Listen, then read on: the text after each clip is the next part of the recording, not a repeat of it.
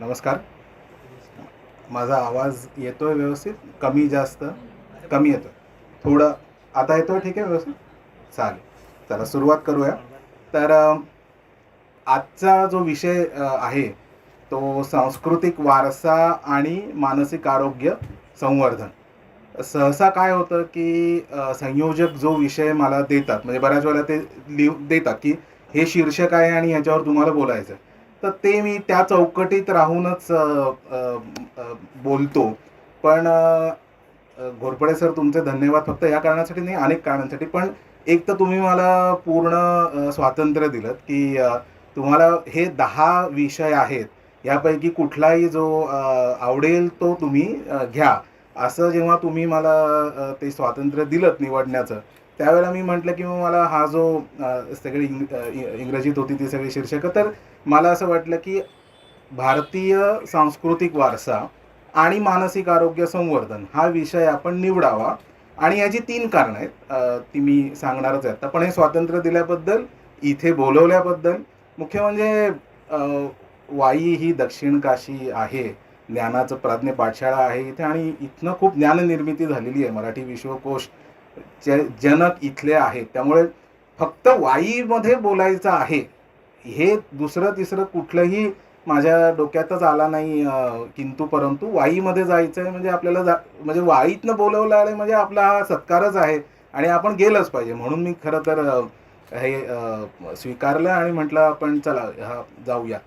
तर हा विषय मी का निवडला, सांस्कृतिक वारसा आणि मानसिक संवर्धन असा विषय का निवडला? तर याचं मुख्य असं कारण आहे की अगदी वैयक्तिकदृष्ट्या जर बघितलं, माझं आयुष्य जर मी बघितलं, तर जो सांस्कृतिक वारसा मला भारतीय विचार परंपरेतून किंवा एक भारतीय सांस्कृतिक वारसा जो मला मिळाला आहे, त्यामुळे माझं मानसिक आरोग्य चांगलं राहण्यासाठी किंवा त्यातल्या त्यात बरं राहण्यासाठी, माझी बायको इथे आहे, ती आता माझ्या मानसिक आरोग्यावर काय काय बोलेल माहिती नाही. कारण मी कालच एक व्हॉट्सॲपमध्ये एक विरोध बघितला की मानसोपचार तज्ज्ञ तो असतो जी तुम्हाला फी घेऊन तेच सांगतो जे तुमची बायको तुम्हाला कायमच सांगत असते वगैरे वगैरे. पण असो, तो विषय निराळा. ती असेल अशी माझी अपेक्षा नव्हती इथे, म्हणून मी एक तयारी केली होती. तर माझं मानसिक आरोग्य चांगलं राहण्यासाठी मला ह्या सांस्कृतिक वारशाचा अतिशय महत्त्वाचा असा उपयोग झालेला आहे. खेदाची गोष्ट ही आहे की आपला हा सांस्कृतिक वारसा आहे हेच आपल्याला माहिती नसतं. मला ते अतिशय योगायोगाने किंवा ज्याला आपण म्हणजे एक दुर्घटनेतूनच म्हणू असं ते समजलं. आणि तसं होऊ नये म्हणून मी ह्या विषयावर जास्तीत जास्त बोलण्याचा प्रयत्न करत असतो. त्यामुळे एक वैयक्तिक माझा जर मी प्रवास बघितला, जे मी सांगणारच आहे की मी हा विषय का निवडला ते. दुसरं असं की एक मी सरांनी ओळख करून दिली त्याप्रकारे मी एक सायकॅट्रिस्ट आहे, मानसोपचार तज्ज्ञ आहे. म्हणून माझं काम तसं मानसोपचार करणं आहे. म्हणजे ज्यांना मानसिक आजार आहेत त्यांच्यावर उपचार करणं हे जरी माझं शिक्षण असलं, तरी मला पहिल्यापासनं संशोधनात जावं असं एक लहानपणापासूनच आवड होती की आपण काहीतरी वेगळं करावं. आणि वेगळं तर काय, तर मग संशोधन ह्या अंगाने आपण मानसोपचार कडे बघावं. म्हणून मग मी जे सर म्हणाले तसं वेगवेगळ्या ठिकाणी मी गेलो, शिकलो. आणि आधुनिक म्हणूया आपण, आधुनिकाचा शब्द सध्याचं, अधुना हा जर संस्कृत शब्द आपण जर बघितला तर आजचं किंवा सध्याचं. तेव्हा सध्याचं जे मानसिक आरोग्याबद्दलचे जे विचार आहेत त्या दृष्टीनेच मी माझं काम करायला लागलो. ते काम करत असताना मला लक्षात आलं की हे तितकंसं जमत नाही आहे, आपल्याला वेगळाही विचार करणं गरजेचं आहे. म्हणून एक संशोधक म्हणूनही मी वेगळा विचार काय असू शकेल, तर मग यात भारतीय विचार काय असू शकेल म्हणून त्याकडे वळलो. त्याबद्दल मी आज जास्त बोलणार नाही आहे वेळेची मर्यादा बघता. पण एक संशोधक म्हणूनही मला हा विषय शोधावासा वाटला. आणि तिसरं अगदी खरं सांगायचं तर वाई ही अशी जागा आहे की जिथे म्हणजे आपण जर तर्कतीर्थांचं जर चरित्र बघितलं लक्ष्मण शास्त्री जोशींचं, तर त्यांनी पारंपरिक शास्त्र यांचा अभ्यास केलाच, पण त्या अनुषंगाने आधुनिकतेचाही अभ्यास केला आहे, श्री मेपुरे यांनी केला आहे. त्यामुळे पारंपरिक शास्त्र आणि आधुनिक विचार हा कसा एकत्र करता येऊ शकतो ह्याची ही एक कर्मभूमी आहे. त्यामुळे वाईत आल्यानंतर काहीतरी अशा पद्धतीचं बोलावं असं मला वाटलं, म्हणून मी हा विषय निवडला. तर ही अशी माझी सगळी 3 कारणं सांगितली मी तुम्हाला, की मी हा विषय का निवडला. तर आपण काय कशावर बोलणार आहोत, तर मानसिक आरोग्याचं संवर्धन. संवर्धन म्हणजे वाढ करणे किंवा वर्धन करणे. वाढ करणे याचा अर्थ असा होतो, की आपण कुठेतरी सुरू करतोय आणि आपण वाढवत ते नेणार आहोत. म्हणजे त्याचे टप्पे आहेत. ठीक आहे. तर ह्या टप्प्यांमध्ये सामान्य जन, आपण असं म्हणू, सामान्य जन म्हणजे अशी लोक की ज्यांच्या रोजच्या आयुष्यात काही ना काहीतरी चिंता, भीती, दुःख, राग हे सगळं असतं. हे वेगवेगळ्या भावना आपल्याला सगळ्यांनाच असतात. आपण कुठल्या ना कुठल्या तरी गोष्टींनी चिंतित असतो. ती गोष्ट जर मनाप्रमाणे घडली तर ती चिंता संपते, पण मनाप्रमाणे नाही घडली तर आपल्याला दुःख व्हायला लागतं. बऱ्याच वेळेला आपण कुठल्या तरी गोष्टीवर चिडलेले असतो. चिडचिड होणे किंवा राग येणे हा खूपच एक सामान्य पद्धतीने बघितला जाणारा एक भावनिक अवस्था आहे. त्यानंतर भीती वाटणे, बऱ्याच गोष्टींची आपल्याला भीती वाटते. तर हे कुठल्याही पद्धतीने सामान्य माणसांना होतच. म्हणजे इथे बसलेल्या सगळ्यांना माझ्यासकट. म्हणजे आता मला हे भाषण वेळेत संपेल की नाही ह्याची चिंता आहे. त्याच्यानंतर मला आता परत पुण्याला जायचं आहे, तर प्रवास व्यवस्थित होईल की नाही, कारण गाडी मलाच चालवायची ही चिंता आहे. त्यानंतर काही गोष्टी अशा घडल्या ज्यामुळे मी आज खरं दुःखी पण आहे. आता आता नाही वाटत, पण पूर्वी लहानपणी स्टेजवर उभं राहून बोलायची भीती वाटायची, की लोक काय म्हणतील. आता मजा येते, आता सांगावं लागतं लोकांना तर बस झालं थांबवा म्हणून. पण पूर्वी भीती वाटायची. तर ह्या सगळ्या ज्या काही भावनिक आपल्या अवस्था असतात, त्यामुळे आपल्या सगळ्यांच्याच आयुष्यात एक प्रकारचं अस्वास्थ्य किंवा मानसिक अस्वास्थ्य हे असतंच. त्यामुळे असा कोणी नाही आहे की ज्याला मानसिक अस्वास्थ्य नाही आहे. त्यामुळे मानसिक अस्वास्थ्य सगळ्यांना असतं आणि तिथून आपल्याला एक अशी अवस्था आपण गाठू शकतो की ज्याला आपण मानसिक आरोग्याची पूर्णावस्था म्हणू किंवा मानसिक स्वास्थ्याची पूर्णावस्था म्हणू.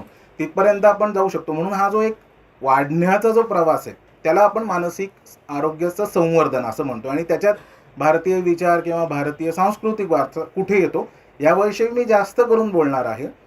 सर मगाशी म्हणाले तसं मानसिक आजार म्हणजे डिप्रेशन आहे किंवा अँझायटी डिसऑर्डर्स आहेत, स्किझोफ्रेनिया आहे, सायकॉसिस आहे, ह्याबद्दल मला क्षमा करा, पण मी आज बोलणार नाही आहे. कारण की त्याविषयी अनेक सायकॅट्रिस्ट अनेक ठिकाणी बोलतात. प्रश्न उत्तरांमध्ये जर तुम्हाला विशिष्ट प्रश्न असतील तर मी त्याचं नक्की उत्तर द्यायचा प्रयत्न करीन, कारण तेही महत्त्वाचंच आहे. पण ज्या व्यक्तीला मानसिक आजार आहेत त्यांनी मानसोपचार तज्ज्ञांची किंवा मानसशास्त्र जाणणाऱ्या तज्ज्ञ मंडळींचं मदत घेणं, औषधोपचार करून घेणं, गरज लागली तर शॉकही घेणं हे अगदी गरजेचं असतं. मी त्याच्या विरुद्ध अजिबात नाही. तर माझा शिक्षणाचा आणि कामाचा भागच आहे. त्यामुळे मी आज त्याच्याबद्दल बोलणार नाही याचा अर्थ मी त्याला मागे टाकला अशातला भाग नाही. पण मला अशा विषयावर बोलायचं आहे की ज्या विषयावर फार कमी लोक किंवा कमी मानसोपचार तज्ज्ञ शक्यतो बोलतात किंवा वेळ घालवतात. म्हणून मी आज माझा विषय असा ठरवला की मानसिक अस्वास्थ्य जे आपल्या सगळ्यांना आहे त्यावर आपल्याला आपल्या विचार पद्धतीतनं किंवा भारतीय विचारातनं काय घेण्यासारखं आहे.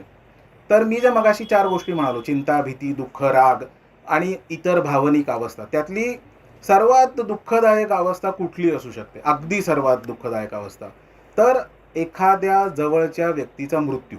अगदी जवळच्या म्हणजे आपल्या घरातल्या व्यक्तीचा मृत्यू ही सर्वात दुःखदायक, अतीव दुःख, तीव्र दुःखाची अवस्था असू शकते. आणि त्या दुःखातनं सगळ्यांनाच जावं लागतं. सगळ्यांना म्हणजे कुणीही असा व्यक्ती नाही की ज्याच्या जवळच्या व्यक्तीचा मृत्यू त्या व्यक्तीने पाहिला नाही. प्रत्येक व्यक्तीला त्याच्या जवळच्या व्यक्तीचा मृत्यू हा सहन करावाच लागतो.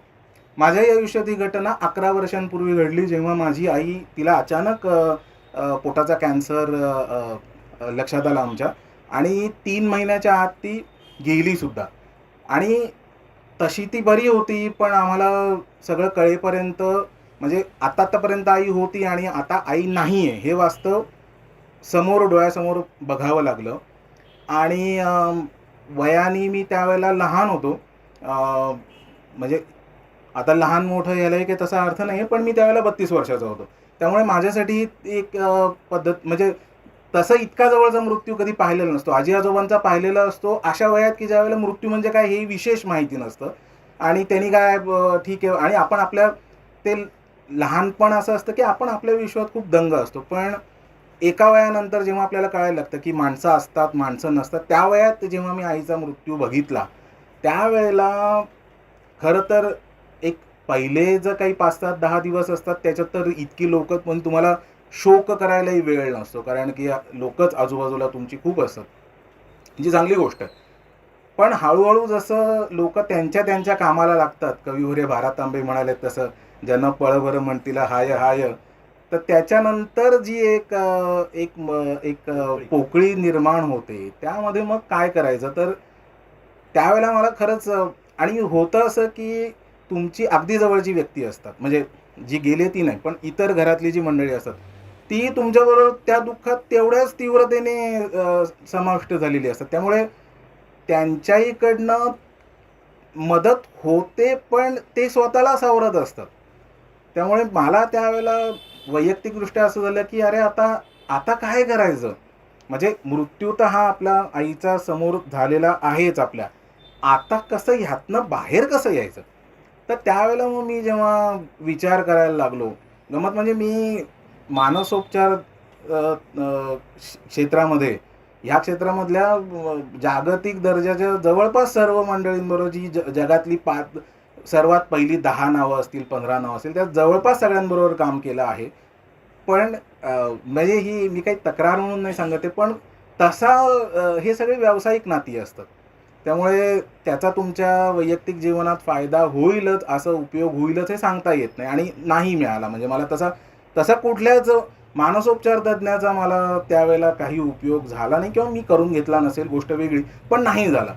मग मी स्वतःच मानसोपचार तज्ञ होतो, तर मग आणि नुसताच मानसोपचार तज्ञ नव्हतो, तर मी जे आम्हाला जो एम-डीचा पेपर असतो, त्याच्यामध्ये आम्हाला एक पेपर असा असतो, की ज्याच्यात एकच विषय देतात आणि 3 तास तुम्हाला त्याच्यावर लिहायचं असतं. आता ती पद्धत बंद झाली बहुतेक. एक एसे नावाचा प्रकार असतो. तर माझ्या वेळेला मला एसे होता डेथ आणि सुसाईड. म्हणजे डेथ किंवा सुसाईड आणि माझी तयारी दोन्हीवर होती त्यावेळेला. मी वाचन केलेलं होतं. डेथचं पण होतं, पण सुसाईड सोपं असतं लिहायला म्हणजे परीक्षेच्या दृष्टीने. पण त्या अभ्यासाचाही मला विशेष असा काही काही फायदा होईल असं वाटलं नाही. म्हणून मग मी आमच्या घरात तसं माझ्या आजोबांच्यापासनं पुस्तकं भरपूर असतात. वाचनाची सवय सगळ्यांनाच होती. त्यामुळे घरात अनेक पुस्तकं होती. माझंही वाचन चांगलं आहे. तर मग मी म्हटलं आता हे काय भगवद्गीता वगैरे काय म्हणतात ते आपण बघूया बुवा काय असतं. म्हणजे आहे घरात तर मग काय याचं आणि आई भगवद्गीतेचा अभ्यास करत होती असं नाही, पण काही श्लोक ती म्हणायची, ऐकायची त्याच्यात. त्यामुळे म्हटलं ह्याचा आता काहीतरी आपण ह्याचा काही उपयोग करता येऊ शकतो का आपल्याला? तर बघावं. म्हणून मग मी बघू तर खरी म्हणून सुरुवात केली. कारण 32 वर्षाच्या आयुष्यामध्ये कधीही कुणीही शाळेत म्हणा, घरात म्हणा, मुद्दाम असं काही शिकवलेलं नव्हतं, की बाबा ही ही भगवद्गीता, आता ही शिका, असं काही कोणी शिकवलेलं नव्हतं. इतरही कुठली काही गोष्ट नव्हती. कुणीतरी कुणाकडनं तरी आलेल्या प्राध्यापक राम शेवाळकर सरांच्या हिंदीमध्ये भगवद्गीतेवरती केलेल्या फक्त काही भाषणं माझ्याकडे होती. तर म्हटलं सुरुवात तर करूया. तर म्हणून पहिला अध्यायातलं ते काय मला मला आवडला नाही विषय खरं सांगायचं तर. कारण काय वर्णसंकर होईल आणि मग म्हणतो वर्णसंकर वगैरे ह्या असल्या काय गोष्टी असतात. म्हणून मग मी तर म्हटलं जाऊ दे, पहिला अध्याय सोडून देऊ. आपण दुसरा अध्याय बघूया, त्याच्यात काहीतरी असेल. बाकी काहीच कल्पना नव्हती. पण दुसरा अध्याय जसा एक श्लोक ऐकायला लागलो, तसा मला एक श्लोक तिथे भेटला. म्हणजे मी मुद्दाम शब्द हा भेटला वापरतोय. कारण की जशी व्यक्ती भेटते ना, तसा हा श्लोक मला भेटला आणि मला अजूनही आठवतंय, की मी कुठे बसलो होतो आणि मला तो श्लोक कसा भेटला. कारण मी तो पहिल्यांदाच ऐकत होतो. तर श्लोक असा होता दुसऱ्या अध्यायातला 14वा श्लोक, जो भगवान श्रीकृष्णांच्या तोंडी आहे. तर तो श्लोक असा आहे, की "मात्रा स्पर्शास्तु कौंतेय, शीतोष्ण सुखदुःखदाः, आगमापायिनो नित्याः, तान् तितिक्षस्व भारत." म्हणजे की आयुष्य जगत असताना कुठल्याही व्यक्तीला सुख दुःख ही येणारच आहेत. मात्रा स्पर्शास्तू म्हणजे मात्रा इंद्रियांचा म्हणजे व्यक्तीचा जगात जर संपर्क आला तर सुख आणि दुःख ही येणारच आहेत, ती येणारी जाणारी आहेत. आगमा पायिनो नित्या म्हणजे ती येतात जातात आणि ती अनित्य आहेत, येणारी जाणारी आहेत, अनित्य आहेत. त्यामुळे ती तू सहन कर, असं सरळ सरळ भगवान श्रीकृष्णांनी म्हटलेलं आहे. तांस तितिक्षस्व भारत, तितिक्षा हा शब्द वापरलाय. मी म्हटलं हा भगवंत आहे, हा समोर अर्जुन आहे आणि तो त्याला म्हणतोय की तू हे सहन कर, मी काहीही करणार नाहीये.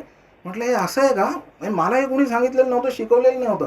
पण भगवान श्रीकृष्ण स्वतः म्हणतायत की तितिक्षा असू दे, सुख दुःख येणार आहेत, मी काही ती दुःख काढणार आणि सुख देणार हे माझं काम नाही.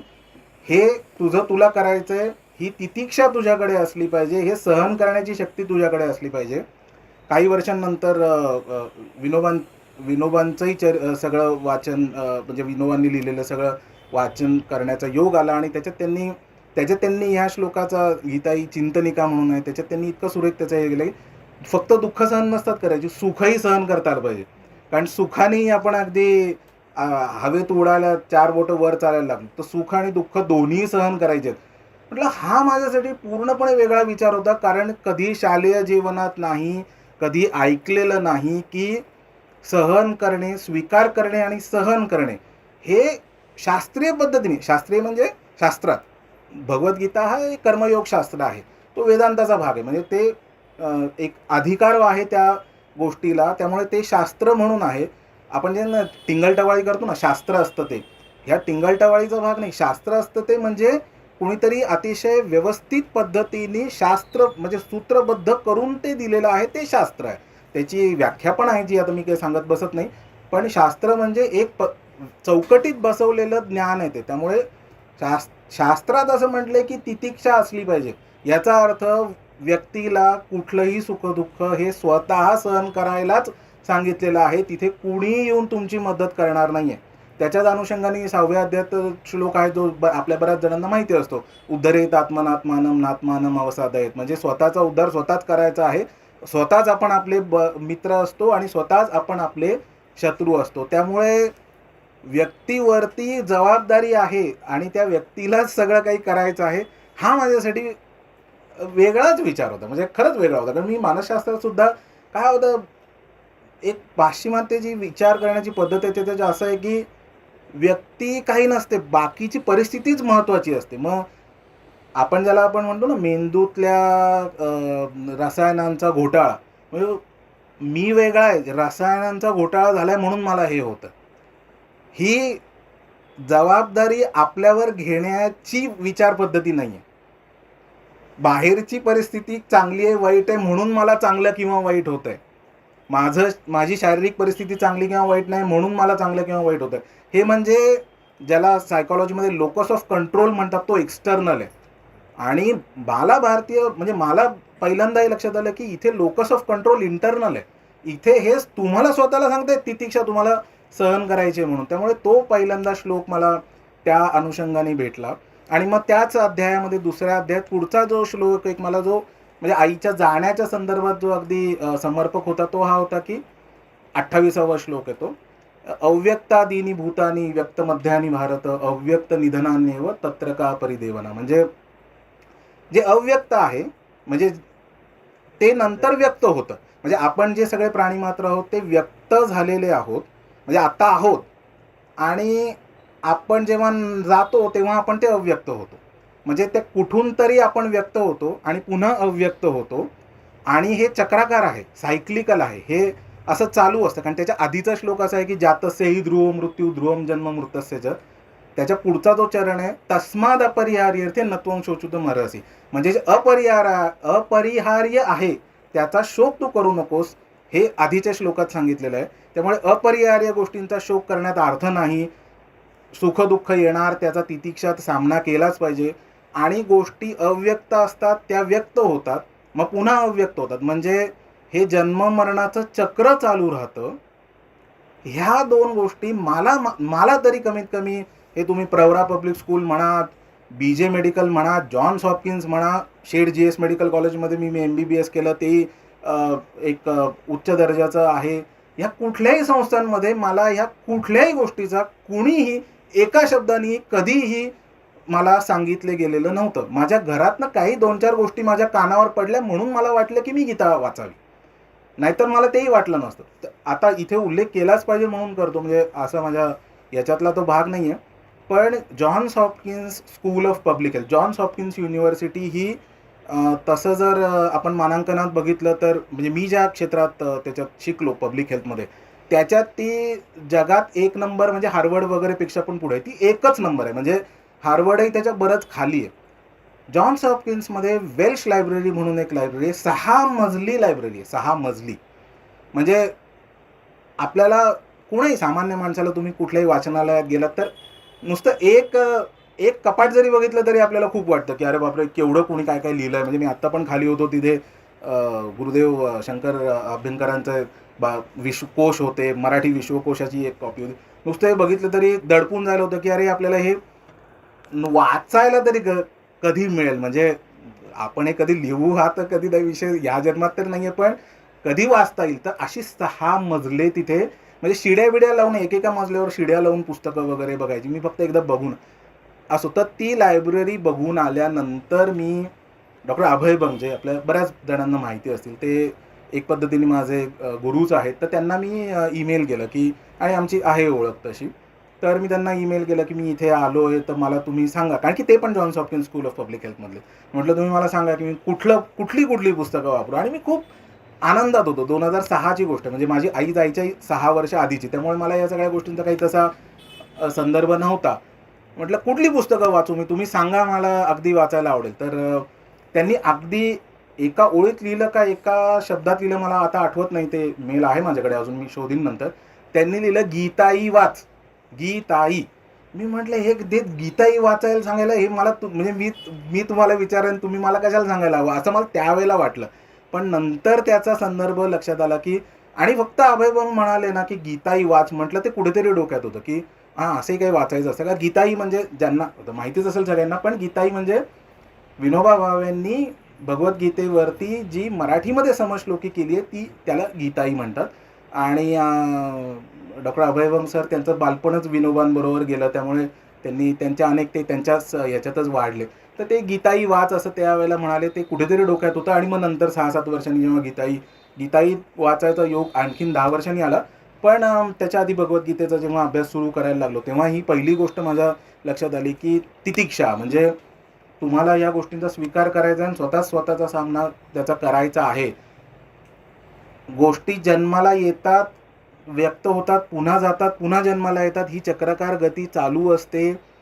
आणि हे सगळं वेगळंच काहीतरी आहे.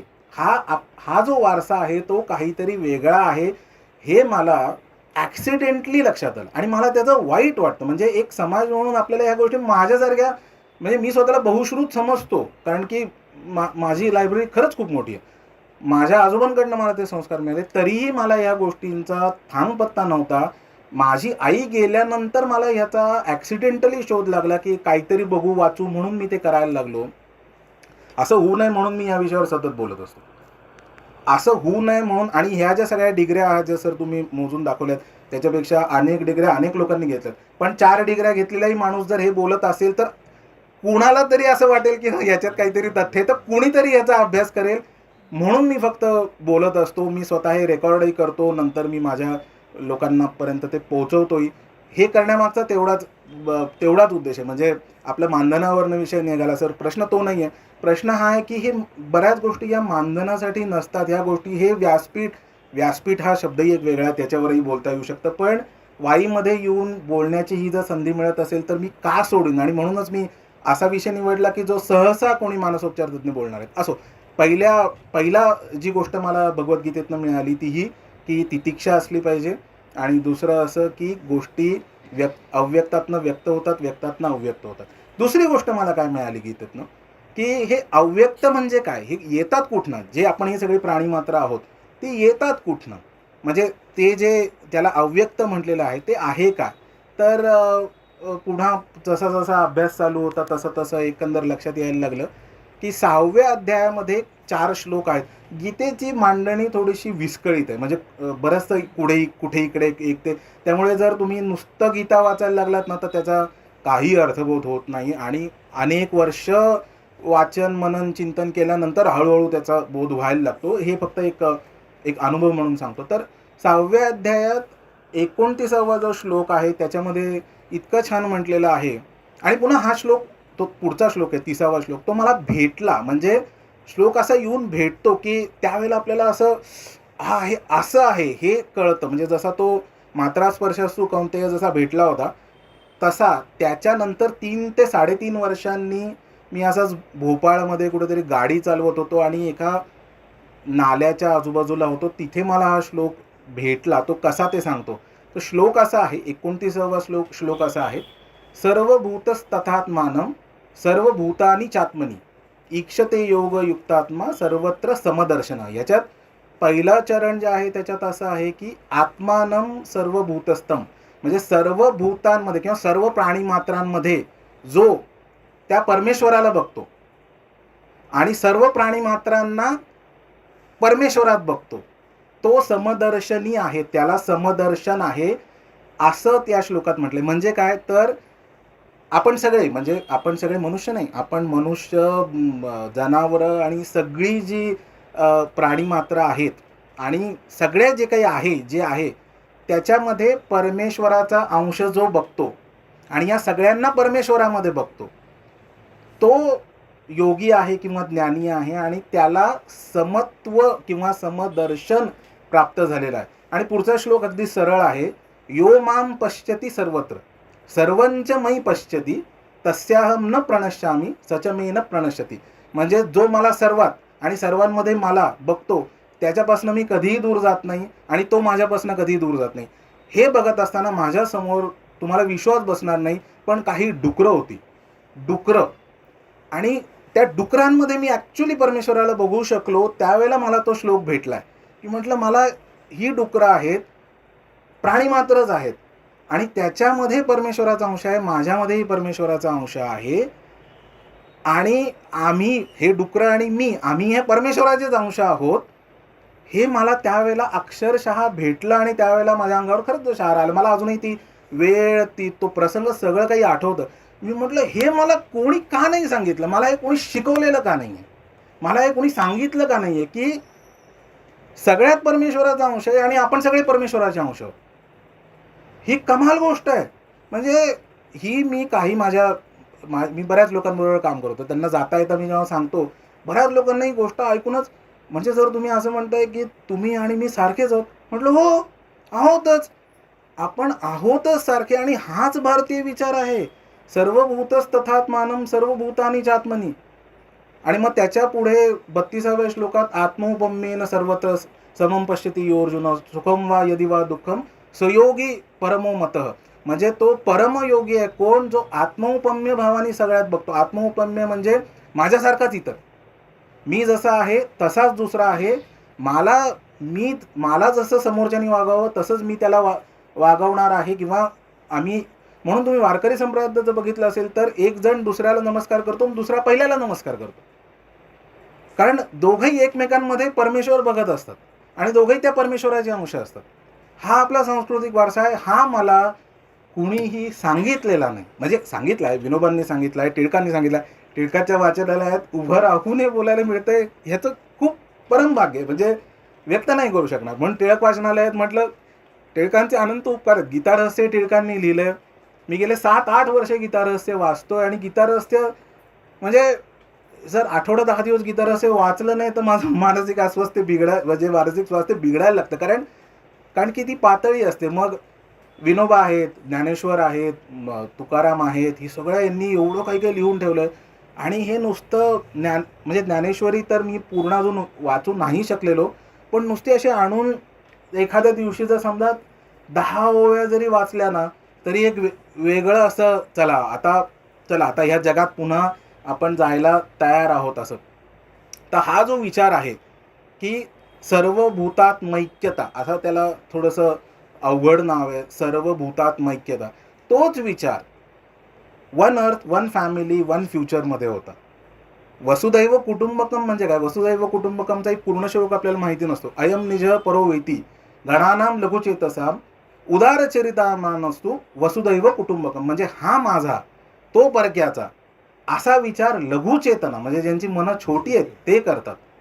ज्यांची मनं विशाल आहेत ते वसुदैव कुटुंबकम मानतात. मी नाही, हे अख्खं हे सगळंच माझं विश्वच माझं कुटुंब आहे. आणि ज्ञानेश्वरांच्या शब्दात काय म्हणजे माऊलींनी तर त्याला वेगळ्याच याच्यावर नेलं.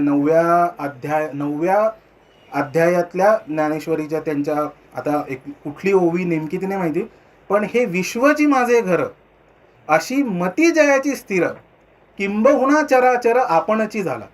म्हणजे विश्वात्मक होऊन जातो आपण. आपले विचार इतके उत्कट उदात्त व्यापक व्हायला लागतं. ही विश्वची माझे घर अशी मती जयाची स्थिर, मती म्हणजे बुद्धी किंवा विचार ज्याचा असा स्थिर आहे. किंबहुना चराचर म्हणजे जे चर आणि अचर आहे ते आपणची झाला. मग आणि काय पाहिजे? म्हणजे जेव्हा तुम्ही त्या अवस्थेला पोचता की अरे हे विश्वच माझं घर आहे, मी ते सगळं विश्वाचाच मी भाग आहे, किंवा मी एवढ्या सगळ्याचा मालक आहे. मालक म्हणजे आहेच, मालकच आहे. तर मग कसलं दुःख आणि कसलं काय?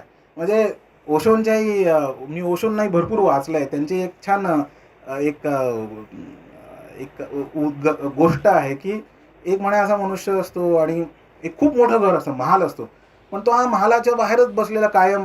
तिथे गाड्या येतात ना, पोर्च ज्याला म्हणतो आपण, तिथे तो हा माणूस बसलेला कायम. आणि मग त्याला म्हणे विचारलं की तू इथेच का बसतो, इथेच राहतो, तिथेच आंघोळ करतो, तिथेच जेवतो, आत महाल वापर ना. नाही, महालाची चावी नाही माझ्याकडे. महालाची चावी नसल्यामुळे पोर्चमध्ये बसलेल्या भिकाऱ्यासारखी आपली सगळ्यांची अवस्था आहे. भारतीय सांस्कृतिक वारसा एवढा प्रचंड आहे, एवढं इतक्या लोकांनी लिहिलेलं आहे, ते विनामूल्य वाचनालयांमध्ये उपलब्ध आहे. मूल्य देऊनही अगदी कमीत कमी याच्यात उपलब्ध आहे. तरी आपल्याला त्याबद्दल विशेष अशी माहिती नसते. माहिती आहे, मी असं नाही म्हणणार, पण विशेष अशी माहिती नसते. माझ्यासारख्या ज्याला आजकाल जेव्हा असे प्रिव्हिलेज्ड म्हणतो, म्हणजे आई वडील शिक्षित, उच्च शिक्षित, आजी आजोबा उच्च शिक्षित, अतिशय चांगले संस्कार, कधीही उद्या आता पैसे नाही कमावले तर काय, अशी कधीही माझ्यावर परिस्थिती नसताना, पाहिजे तेवढी पुस्तकं वाचायला असतानाही हा विचार माझ्यापर्यंत जर ॲक्सिडेंटली येऊ शकतो, याचा अर्थ समाज म्हणून आपण कुठेतरी चुकत असतो. याची सगळ्यांची जबाबदारी, म्हणजे माझी जबाबदारी आहे म्हणून मी हे बोलतोय, मला जिथे जिथे संधी मिळते तिथे. तर तो विचार आहे सर्वभूतात्मैक्यता. म्हणजे पहिला विचार सहन करा, तितिक्षा आणि आत्मस्वातंत्र्य, की तुम्ही तुमचे शिल्पकार तुम्हीच आहात, तुम्हाला तुमचं घडवायचं आहे. त्यानंतर तुम्ही कोण आहात, तर तुम्ही या सर्व विश्वाचा भाग आहात.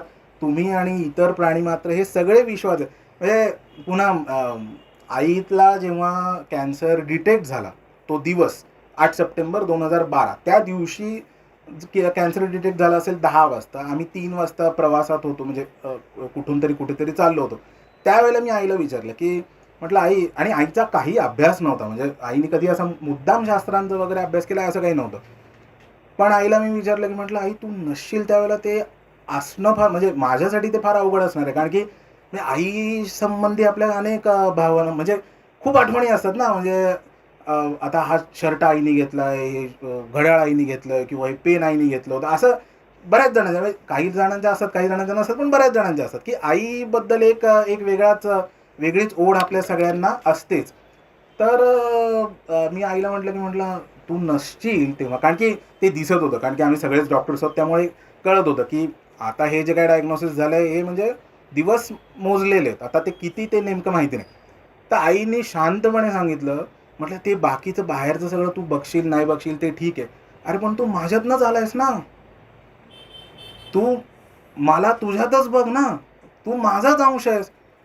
त्या दिवसापासनं म्हणजे त्रास झाला सगळ्या गोष्टींचा, हे नंतरचा सगळ्या त्रासाचाच परिणाम, पण ती गोष्ट माझ्याबरोबर कायम राहिली. अरे आपण आईचाच अंश आहोत, तर मग आई सोडून जाणार कुठे?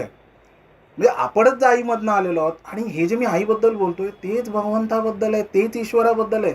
आपण ईश्वरातनं बाहेर आलो, ईश्वरातच परत जाणार आहोत. तर मग सुख काय आणि दुःख काय, हे जेव्हा आपल्याला, म्हणजे हे शाब्दिक पातळीवरती कळतं, पण हळूहळू जेव्हा ते तुम्हाला मुरायला लागतं, त्यावेळेला मग जी भावना असते ती सर्वभूतात्मैक्याची भावना, जी भावना अशी ज्याची होते तो म्हणू शकतो हे विश्वाची माझे घर. आणि मग किंबहुना चराचर वगैरे हे शब्द त्याच्या मुखातनं येतात. आणि हे ज्याला समजतं ती व्यक्ती मग काय करते, सुख दुःख बाजूला ठेवून हे ज्याला समजतं की आपण अरे आपण तेवढे श्रीमंत आहोत, आपण तर ईश्वराचे अंश आहोत, म्हणजे हे जे काही सगळं आहे ते आपणच आहोत, मग आपण काय करायचं, तर नुसतं बसून नाही राहत, तर ती व्यक्ती मग इतर लोकांचं सुखदुःख निवारण्यासाठी तटस्थपणे त्या कार्यात स्वतःला झोकून देते. आणि त्या गोष्टीला भगवद्गीतेत लोकसंग्रह असं म्हटलं, किंवा महाभारतात त्याला लोकसंग्रह असं म्हटलं, किंवा गीतेतला शब्द आहे सर्वभूत हिते रताः, म्हणजे सर्व भूत त्यांच्या हितामध्ये जो रत आहे तो सर्वभूत हिते रता, ती व्यक्ती सर्वभूत हिते रता होते. जसं ही माऊली आहे, आणि मग ही माऊली काय बोलून जाते, तया सर्वात्मका ईश्वरा स्वकर्म कुसुमान कुसुमान वीरा तो आणि पुढचा मला आता आठवत नाही, पण 18व्या अध्यायात त्याच्यावर भाष्य देताना ज्ञानेश्वर माऊली म्हणतात की तया सर्वात्मका ईश्वरा, म्हणजे जो सर्वात्मक आहे त्या सर्वात्मक ईश्वरासाठी काय करायचं आहे आपण, म्हणजे हे कळलं एकदा की तो सर्वात्मक आहे. स्वकर्म स्वकर्म कुसुम वीरा, म्हणजे स्वकर्माची फुलं त्याला अर्पण करायची. संस्कृतमध्ये असं म्हटलंय स्वे स्वे कर्मण्य बिरत संसिद्धी लभते नर स्वकर्म निरतम सिद्धी तथा विंदती शैष्णू आणि यत प्रवृत्तीर्भूताना येन सर्वमिदम ततम स्वकर्मणा तमभ्यर्च, स्वकर्मणा स्वतःच्या कर्म्यांनी त्याची पूजा बांधायची आहे, आणि मग तुम्हाला काय मिळेल, तर तो तुम्हाला मोक्ष मिळेल, किंवा मोक्ष म्हणजे हे सर्वभूतात्मैक्य भाव तुम्हाला येईल. आणि सर्वभूतात्मैक्य भाव एकदा आला ना की मग सुख दुःख राहत नाही. मग काही प्रसंग जरी झाले तर तुम्हाला माहितीच असतं, अरे आपण केवढे व्यापक आहोत. त्यामुळे ती जी अवस्था असते त्याला मोक्ष म्हणतात. मोक्ष ही काही कुठे जाऊन मिळवण्याची पदवी नसते, किंवा काही झालं की आता मिळाला मोक्ष, मग मुलगा झाला, मग मुलाने अग्नी दिल्यावर आपल्याला मोक्ष मिळेल असं नसतं. गीतेत तर अगदी स्पष्टपणे सांगितलं इहैव तर्जित सर्व येशाम सन, म्हणजे इथेच मिळणारे मोक्ष, इथे मिळणाऱ्या मोक्षात जीवनमुक्त लोक होतात. ज्ञानेश्वर जीवनमुक्त होते, आचार्य शंकराचार्य जीवनमुक्त होते, टिळक स्वतः जीवनमुक्त होते, ते कधी म्हणाले नाहीत तसं, पण ही जीवनमुक्त मंडळी मग निर्भय होतात, त्यांना कशाची भीतीच राहत नाही, कारण की काही मिळवायचंच नाही ना, कारण की आपण एवढं सगळं मिळवलेलंच आहे, म्हणजे आपल्याला आपल्या विचारातनं एवढं सगळं मिळालंय, मग करायचंय काय, तर लोकांचं कल्याण. मग लोकांचं कल्याण करण्यासाठी टिळकांसारखा मनुष्य राजकारण करतो, विरोबांसारखा मनुष्य राजकारण कमी पण समाजकारण करतो, आणि आचार्य होतो, लिहितो, बोलतो, वाचतो. प्राध्यापक राम शेवाळकरांसारखे त्यांनी लिहिलेलं आमच्यापर्यंत पोहोचवतात. ज्ञानेश्वरांसारखा संजीवन समाधी घेतो, ज्ञानेश्वरी लिहितो, आमच्यापर्यंत ते पोहोचवतो. एकनाथांसारखा ज्ञानेश्वरी जी रसातळाला गेली ती पुन्हा ती शुद्ध करतो प्रती आणि आमच्यापर्यंत आणून देतो. तुकारामांसारखा, म्हणजे तुकारामांना ज्ञानेश्वरांमध्ये जेवढं अंतर आहे तेवढं आपल्यात आणि तुकारामांमध्ये, पण आपल्याला ते जाणवत नाही. 400 वर्षांचा काळ मध्येही गेलाय, आज 400 वर्षांचा काळ गेलाय, पण त्यांनी पुन्हा तो विचार आपल्यापर्यंत. आणि म्हणून आपण बसलो होतो तेव्हा म्हटलं भारतीय मानसशास्त्राचा किंवा भारतीय सांस्कृतिक वारसाचा आपल्या मानसिक आरोग्यासाठीचा हा विचार हा काय मी करणारा पहिला व्यक्ती नक्कीच नाहीये, लाखो लोकांनी तो केलेला आहे, त्यामुळे ह्याच्यात माझं कर्तृत्व असं काही नाहीये. पण कमीत कमी हे जे काही आलं आहे ते 4 लोकांपर्यंत पुढे न्यावं, ही त्यामागची भूमिका आहे. आणि त्याला एक अर्थी आता पितृपंधरवडा चालू आहे, श्राद्ध पक्ष चालू आहे, तर आपल्याकडे आपण श्राद्ध का करतो, कारण आपण कोणामुळे आहोत, आपण आपल्या पितरांमुळे आहोत, म्हणजे आपले पूर्वज आहेत त्यांच्यामुळे आहोत, त्यांचं ऋण आहे आपल्यावर. ते ऋण कुठेतरी उतराई होण्यासाठी आपण आज श्राद्ध पक्षात त्यांची आठवण काढतो. जसं आपल्यावर पूर्वजांचं ऋण आहे तसंच आपल्यावर ऋषींचं ऋण आहे, तसंच आपल्यावर इतर मनुष्यांचं ऋण आहे, तसंच आपल्यावर इतर प्राण्यांचं ऋण आहे. पंच ऋण घेऊन माणूस जन्माला येतो, आणि ती ऋण फेडण्याचा प्रयत्न आपण केला पाहिजे. आता करत नाही ही गोष्ट वेगळी, पण तो केला पाहिजे. आणि भारतीय सांस्कृतिक वारसा जो आहे तो हे सांगतो की तुम्ही जन्मालाच मुळे ऋण घेऊन आलेले आहात. जी ऋण घेऊन तुम्ही जन्माला आला आहात ती उतराई होण्याचं तुम्ही काम करा. माझ्या आई वडिलांचं ऋण मी ह्या जन्मात फेडू शकणार नाही, पण माझ्या मुलासाठी किंवा माझ्या मुलीसाठी किंवा त्यांच्यासाठी जे त्यांनी माझ्यासाठी केलं ते तरी मी करू शकतो. त्यातनं मी अंशतः त्या ऋणातनं बाहेर येऊ शकतो. आणि ऋणाचे जे हे बंध असतात त्याला ऋणानुबंध म्हणतात. आणि पुन्हा भारतीय विचारामध्ये ऋणानुबंध हे एका जन्माचे नसतात, हे अनेक जन्मांचे असतात.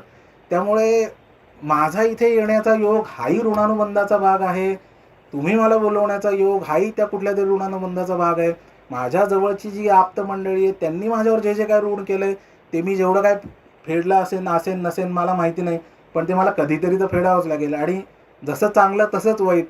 त्यामुळे हे जे कर्माचं चक्र आहे त्यातनंच ते अव्यक्तादीनी भूतानी व्यक्त मध्यानी भारत आणि मग ते हे चक्र चालू राहतं.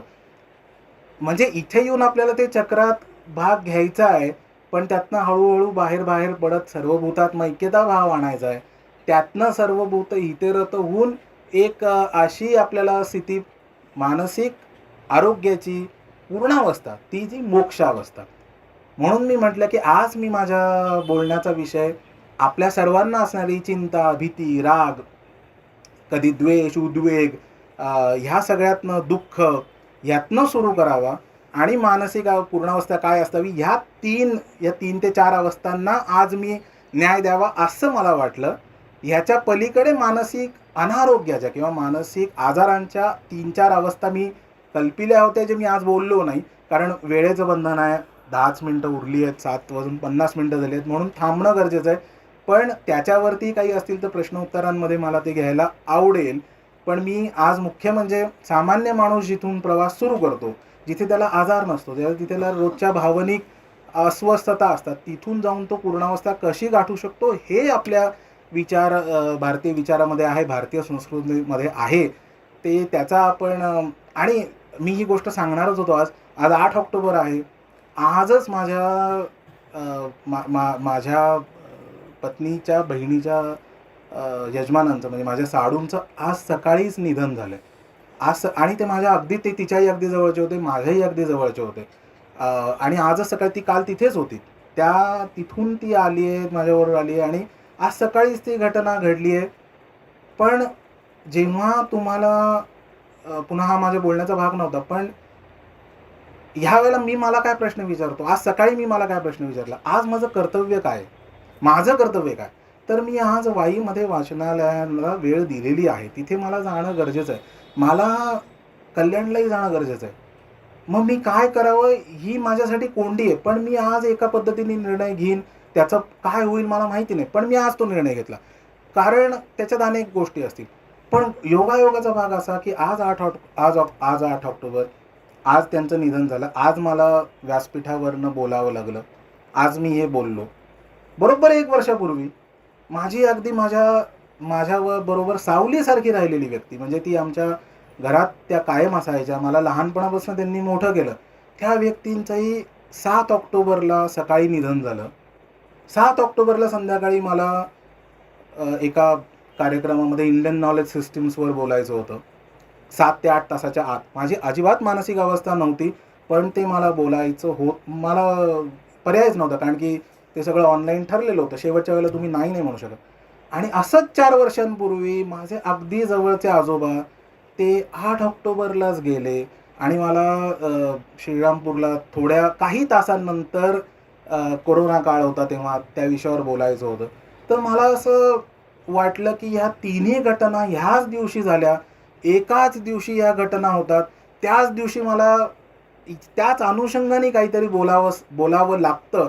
आणि यावर्षी तर मग मी ठरवलंच की मग आपण हेच बोलायचं. मग इतर बोलण्यात त्याला काही अर्थ नाही. त्यामुळे आणि ज्या गोष्टींनी मला माझा वैयक्तिक फायदा झालेला आहे, ज्याचा उपयोग झाला आहे, ते मी का नको बोलूया. त्यामुळे मी म्हणून आज हा विषय अशा पद्धतीने निवडला. सगळ्यांना तो रुचलाच असेल, पटलाच असेल, तुमच्या भावना कदाचित वेगळ्या असतील, मला कल्पना नाही. पण शेवटी मी माझं कर्तव्य करण्याचा इथे मनापासून प्रयत्न केला. यथाशक्ती यथामती मला जे जमलं ते मी बोललो. माझा काही यातला काही मोठा गाढा अभ्यासक मी आहे वगैरे अशातला भाग नाही. जाता येता जे काही वाचायला मिळतं ते वाचलं आणि तुम्ही ते ऐकलत याबद्दल धन्यवाद. आणि मी इथे आत्ता थांबतो. मला वाटतं जर प्रश्न उत्तरांना वेळ असेल तर मला जरूर घ्यायला आवडेल. धन्यवाद. माझा पहिला प्रश्न असा आहे की मानसिक संवर्धन दृढ संबंध आहे. ज्या लोकांना हा संस्कृत वाचन मिळतो त्यांचं मानसिक